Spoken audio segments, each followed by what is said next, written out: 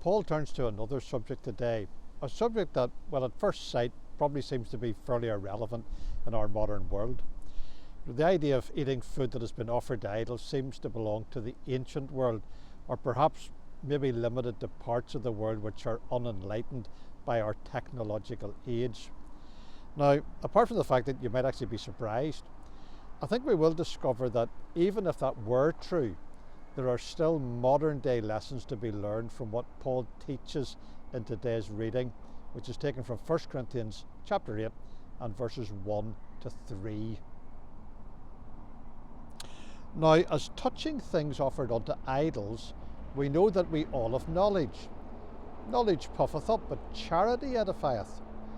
And if any man think that he knoweth anything, he knoweth nothing yet as he ought to know. But if any man love God, the same is known of him. The developed world that we live in has a certain amount of pride by virtue of the fact that we consider ourselves to live in an advanced scientific age. We know things about how the universe works that our ancestors simply knew nothing about. And of course, we've got quick and easy access to so much information that would have been scarcely accessible a couple of generations ago. Now, we consider earlier ages to be somewhat primitive and ignorant, whereas we know. And I think that that attitude underlines the words of Paul in verse 1, knowledge puffeth up. Now, knowledge was a problem even 2,000 years ago in Corinth. Corinth was a centre of trade and learning and knowledge where the wisdom of this world, chapter 1 verse 20, flourished. It was a thoroughly modern city with large communities of Greeks, Romans and Jews. Each of these communities had their own traditions, their own culture and religion, and these things spilled over into all aspects of their lives, including their eating habits. And that's where things offered unto idols that Paul refers to in verse 1 became an issue. So just you imagine a Jew who was very particular about what he ate becoming a Christian. Should he just abandon his Jewish dietary laws? Or think of a Greek who had been an idolater forsaking idolatry.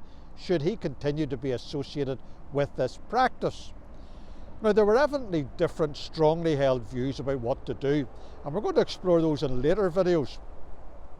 Those who held those views knew what the right course of action was. They had knowledge, and the knowledge seemed to be that Christians had perfect liberty to eat meats offered to idols, and they should do so.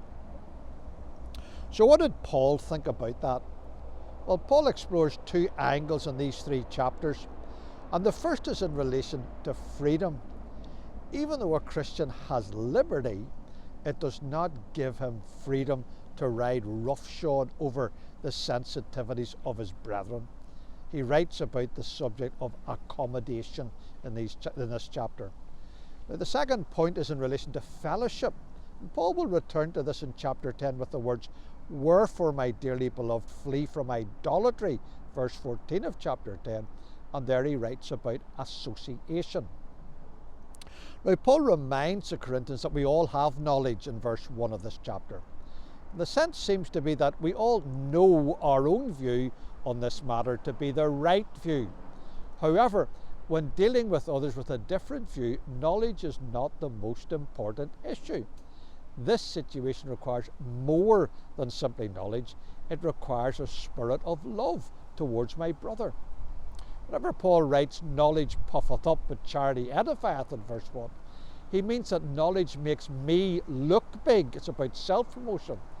Whereas love actually does build up. It's actually about your spiritual increase. If someone applies knowledge to a situation without love, it is actually to know nothing yet as he ought to know, verse 2. It is a deficient knowledge. The principle of love is the basis of real effective knowledge. If any man love God, Paul writes in verse 3, he will have the desire to do God's will, and his ways will be recognized or known by God in verse 3. I think we could say that the person who loves is the person who has perfection in knowledge.